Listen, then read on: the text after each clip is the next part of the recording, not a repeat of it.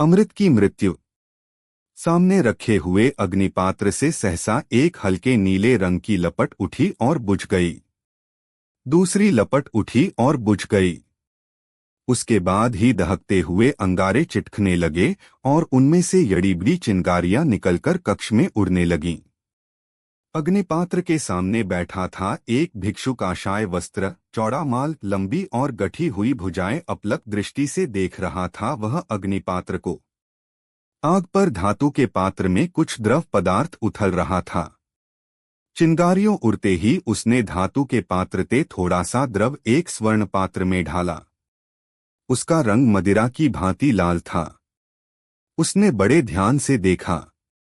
कहीं कहीं उसमें सफेद बूंद तैर रही थीं। यह प्रसन्नता से हंस पड़ा। बस थोड़ी देर और वह गदगद स्वर में बोला, और फिर मैं अमृत का स्वामी बन जाऊंगा। अमृत केवल पुराणों की कल्पना न होगी, यह होगा इस जीवन का यथार्थ। अमृत की लहरें इस पात्र में इवलाती हुई नाचेंगी। उसने पात्र फिर अग्नि पर रख दिया। द्वार पर कुछ आहट हुई। एक मिक्ष ने प्रवेश किया। क्या है? अनावश्यक बाधा के लिए आचार्य क्षमा करें, एक नारी आपसे मिलना चाहती है। नारी? अमृत और नारी क्या साम्य है? कह दो, मुझे अवकाश नहीं है।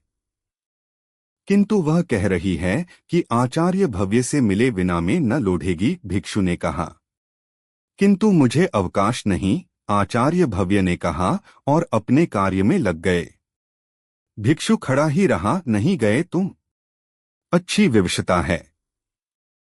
अच्छा, उसे भेज दो। भिक्षु बाहर गया। द्वार खुला। भव्य ने देखा, द्वार पर थी एक नारी, असीम रूप, अपार सौंदर्य, अनंत मादकता।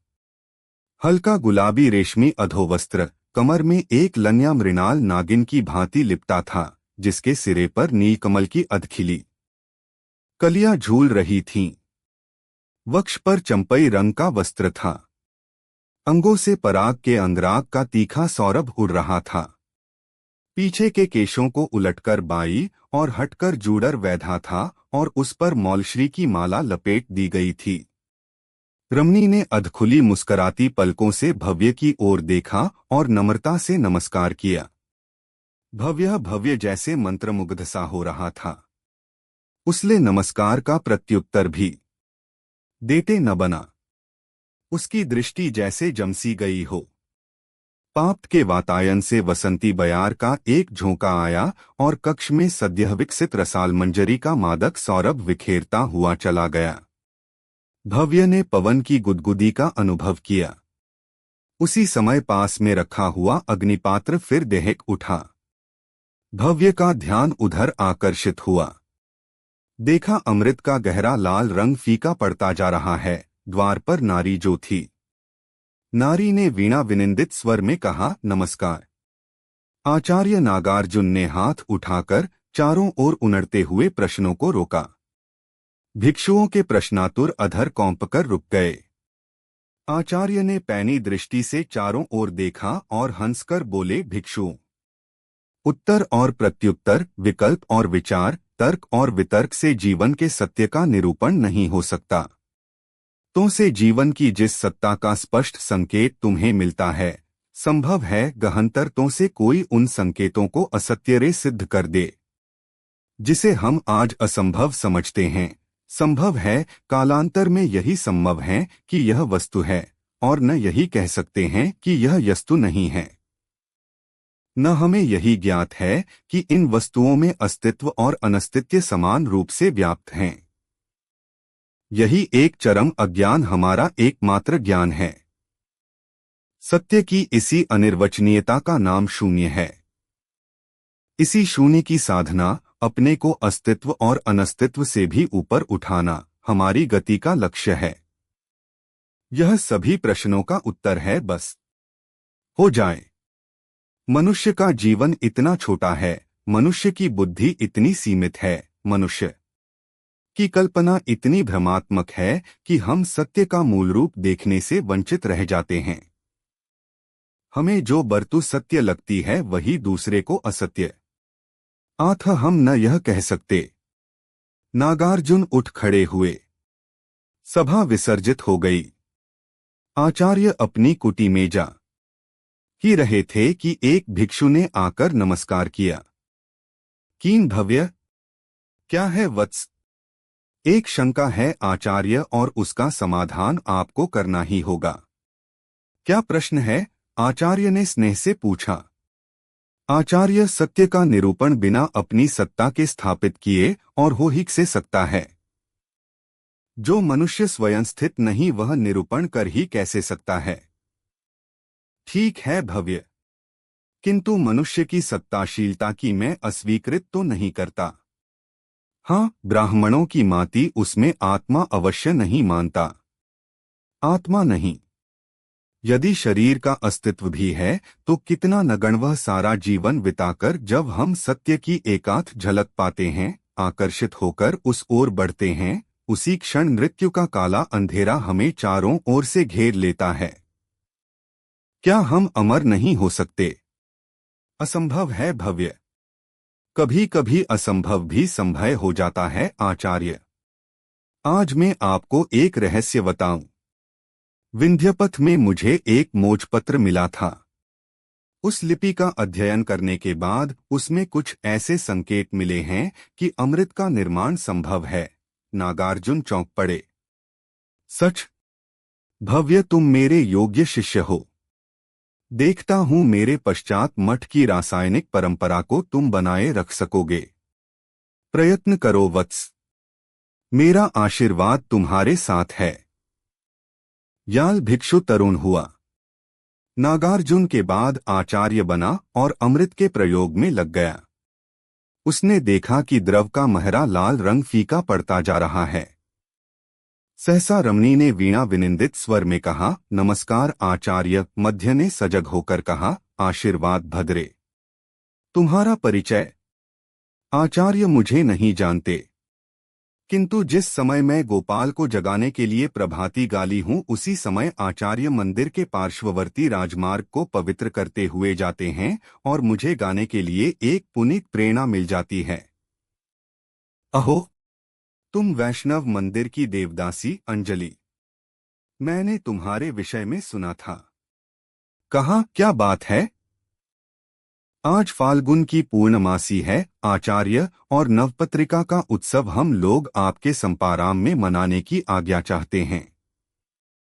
किंतु तुम जानती हो देवदासी, उत्सवों और नाटकों में भिक्षुओं का भाग लेना वर्जित है। फिर मैं तुम्हें कैसे आज्ञा दे दूं? इसका उन पर बुरा प्रभाव पड़ सकता है देवी। उत्सवों का बुरा प्रभाव? आश्चर्य है देव। जीवन भर क्षण क्षण दुख की ज्वाला में सुलगता हुआ मनुष्य कभी उस कपट की यातना को जीतकर मुस्करा पड़े, हंस दे, तो उसमें भी कोई पाप है? हाँ है। भव्य ने कहा, यह उत्सव, वह आनंद मनुष्य को जीवन की उपेक्षा सिखलाता है। मनुष्य का जीवन नश्वर है और यह अपनी इस क्षणिकता को भूलकर जीवन के काल्पनिक सुखों में डूबकर वास्तविक साधना को भूल जाता है। क्या दुख और मृत्यु यही जीवन की सीमाएं हैं? तुमने जीवन की बड़ी संकुचित व्याख्या बना रखी है आचार्य। मनुष्य को इतना दुर्बल, इतना छोटा मत बनाओ भव्य, इसमें मानव की मानवता का अपमान होता है। किंतु तुम तो आत्मा के अस्तित्व को ही नहीं मानते। इसीलिए तुम मनुष्य को साधना का यंत्र समझ सकते हो, पर हमारी दृष्टि में तो साधना मनुष्य के लिए है, मनुष्य साधना के लिए नहीं। मनुष्य साधना का उद्देश्य है, साधना मनुष्य का उद्देश्य नहीं। पर देवदासी, तुम्हारे धर्म में तो मनुष्य देवता का साधन बन जाता है, देवता की पूजा की सामग्री बन जाता है। फिर तुम मनुष्यत्व पर इतना गर्व कैसे कर सकती हो? तुमने हमें गलत समझा है आचार्य। हमारे लिए साध्य है मनुष्य प्रेम, मनुष्यत्व की साधना है, और राधा कृष्ण उस प्रेम के विकास के अवलंब मात्र। प्रेम भव्य हंसे, प्रेम की साधना। कितना बड़ा भ्रम है तुम्हें देवी। तुम समझती हो प्रेम तुम्हें सत्य के निकट ले जाएगा? हाँ आचार्य, इसी विश्वास पर मैं जीवित हूँ। प्रेम को समझकर जय मनुष्य उत्पूर्ण सत्ता को स्नेह समर्पण कर देता है, उसी समय विश्वरूप भगवान उसके हृदय में बस जाते हैं। उस समय प्रत्येक प्रेमी कृष्ण छन जाता है, प्रत्येक प्रेमिका राधिका यन जाती है और प्रत्येक कुज में गूंज उठती है मनमोशन की मादक मुरली। यही प्रेम की साधना है, यही आत्मसमर्पण का पथ। आत्मसमर्पण भव्य फिर हंस पड़े। ठीक है, किंतु प्रेम का विचार ही मिथ्या है अंजलि। बिना दो के प्रेम हो ही नहीं सकता।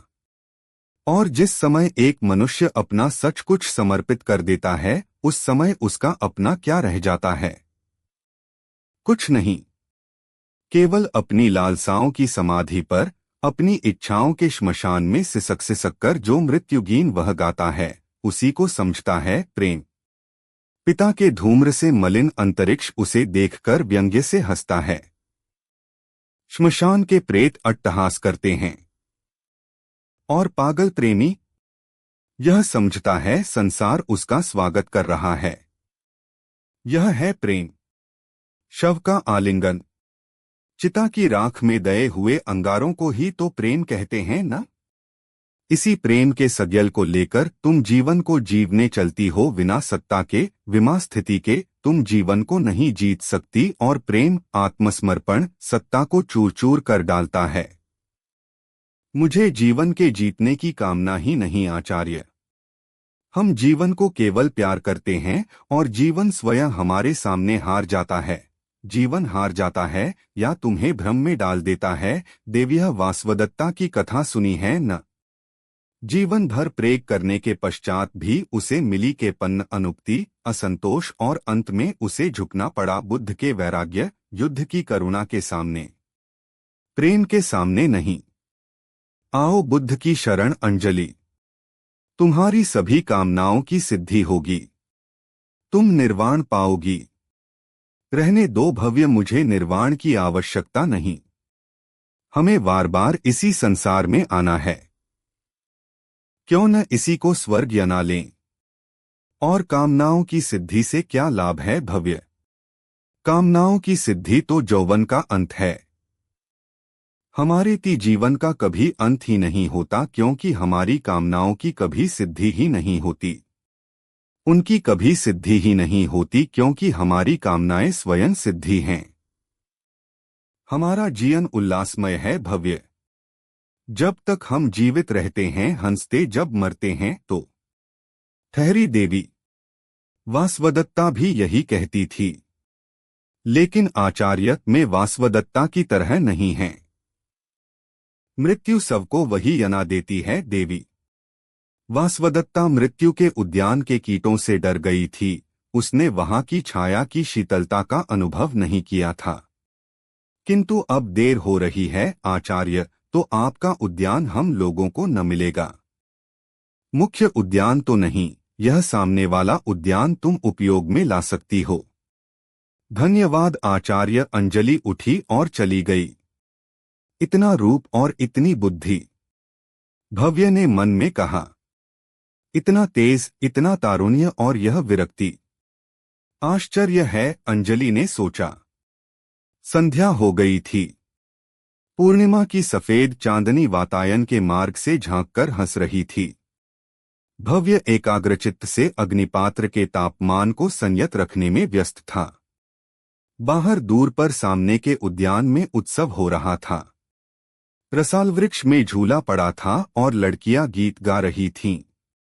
सहसा उस कोलाहल को चीरकर एक मीठा पर तीव्र स्वर गूंज उठा। भव्य का ध्यान भंग ही गया। यह तो अंजलि का स्वर है। यह एक गीत गा रही थी, राधा का मरण गीत। ओ निष्ठुर मनमोहन, तुम्हारी राधा मरणसेज पर तुम्हारी प्रतीक्षा कर रही है। क्या अब भी तुम न आओगे? एक चार आओ घनश्याम, प्यार करने के लिए नहीं, केवल यह बतलाने के लिए कि प्यार झूठा है। राधा, मेरे प्यार को भूल जाओ। उसके वक्त एक जोर का कोलाहल हुआ और उसमें अंजलि के स्वर छिप गए। उसने फिर अपने प्रयोग की ओर देखा। पात्र से सहसा लहराता हुआ धुआं उठा और एक उयाल खाकर द्रय श्वेत हो गया। और वह चीख उठा, अमृत मिल गया। यह मनुष्य की जीत है। सहसा वातायन से आवाज आई, अब मृत्यु निकट है, जीवन की फोड़ आशा नहीं बनेगा। भव्य चौंक पड़ा, कौन कहता है मृत्यु निकट है? अब तो मनुष्य अमर। लेकिन बाहर से फिर किसी ने कहा, मृत्यु अब यहुत निकट है। भव्य ने याहर झांक कर देखा, नीचे कुछ लोग बातें करते हुए जा रहे थे। एक ने कहा, लेकिन हुआ क्या था? जब अंजलि गागाकर देवता के लिए फूल चुन रही थी तो उसे सौंप ने डस लिया। भव्य स्तंभित हो गया। अंजलि को सौंप ने डस लिया। आश्चर्य है, अभी तो वह गा रही थी। वह सुनी, यह तो अब भी गा रही है। निष्ठुर, तुम्हारी राधा मरणसेज पर तुम्हारी प्रतीक्षा कर रही है। क्या तुम अब भी ना आओगे?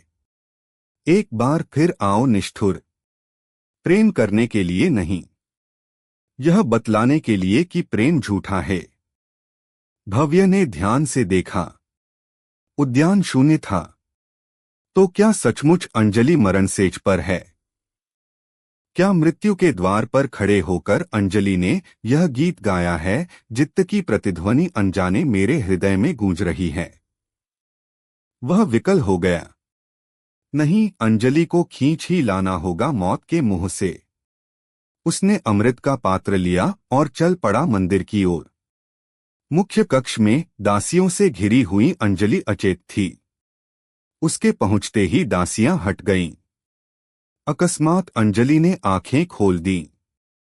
यह कौंप रही थी, प्रयत्न कर बोली, ओह, वासवदत्ता की मरणसेज पर अमिताभ आए हैं। आज तुम्हें जीवन की असारता मालूम हो गई ना? इसी को भूलकर यास्वदत्ता ने प्रेम नहरो भव्य वह बात काटकर बोली, चास्वदत्ता ने प्रेम किया था मगर मरते समय युद्ध की कृतज्ञता मोल ली, वह अच्छा नहीं किया।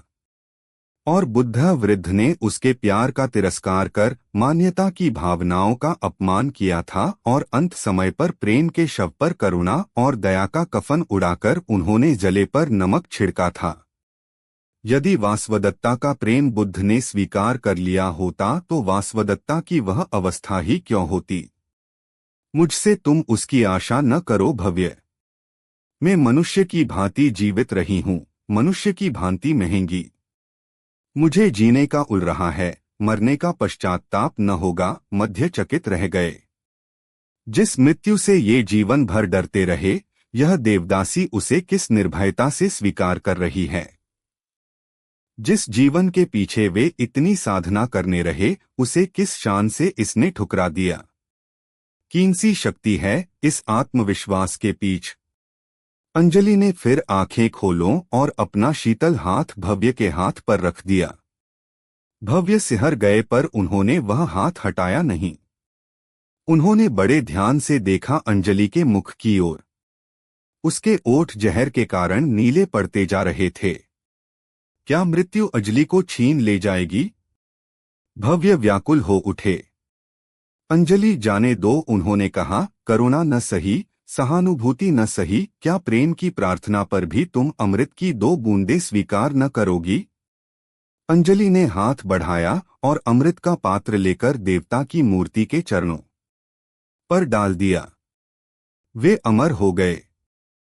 अमृत देवताओं के लिए है, मनुष्य के लिए नहीं प्रियतम। तुम मृत्यु से डरते हो? मृत्यु जीवन की प्रेरणा है, विरह प्रेम की उत्तेजना है, दुहक सुख का विधाता है भव्य। जानते हो, कुमुदिनी प्रातःकाल इसलिए नहीं कुम्हला जाती कि चंद्र उसने दूर हो जाता है, चांद की किरणें तो उसके हृदय में खेलती ही रहती है। यह मुर्ताती है इसलिए कि सांझ को फिर प्रियतम का सुखद स्पर्श उसे प्राप्त हो। यही प्रेम की साधना है। जन्म जन्मांतर तक यही कीड़ा चलती रहती है भव्य। सहसा वह चुप हो गई और उसने अपना सिर मध्य के कंधों पर टेक दिया। भव्य ने धीरे से पुकारा, अंजलि, पर वह मूक थी। वह कांप उठा आशंका से। उसने ध्यान से देखा। कुमुदिनी मुरझा गई थी। वह पागल सा हो उठा। झुककर उसने अंजलि के विपाक्त अधरों को चूम लिया और चीख उठा, मैं कहता था। मैं कहता यह प्रेम शब्द का आलिंगन है, श्मशान की साधना है। जन्म जन्मांतर। यह भ्रम है, केवल भ्रम। कौन कहता है प्रेम मनुष्य को अमर बनाता है? मनुष्य को अमर बनाती है निर्ममता, निरीहता। अगर हैं ये पत्थर के देवता, दुख, सुख, वेदना, आनंद, जीवन और मृत्यु से उदासीन, इनकी पथरीली आंखों में आंसू नहीं आते आ। कितने शांत हैं ये पत्थर, दुख से परे, सुख से ऊपर। मैं प्रेम नहीं कर सकता, मैं भी पत्थर बनूंगा। देवता, पत्थर के देवता, मुझे भी अपनी तरह पत्थर बना लो। परंतु मैं तुम्हारी पूजा काहे से करूं? हृदय तो मेरे पास है ही नहीं। रहा भी हो तो पहले ही स्पर्श में चूर चूर हो चुका। लेकिन मस्तिष्क है, उसे तुम्हारे चरणों पर रखता हूं देता। मुझे पत्थर बना लो। और आवेश में भव्य ने अपना सर मूर्ति के चरणों पर पटक दिया। अंजलि का शव शांत पड़ा था और देवदात्तियों की अर्धमौन सिसकियां वातावरण में तड़प रही थीं।